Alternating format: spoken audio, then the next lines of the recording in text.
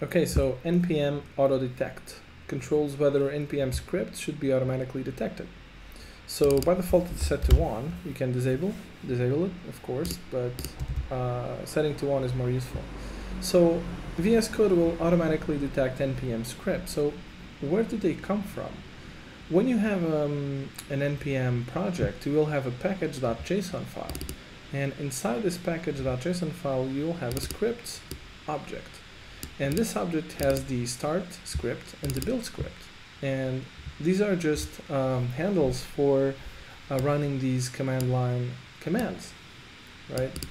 So, okay, VS Code will automatically detect these scripts, and then what? Where do they show up?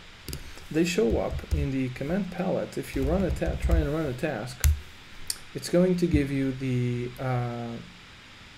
build and the start, which are the two ones we have configured here.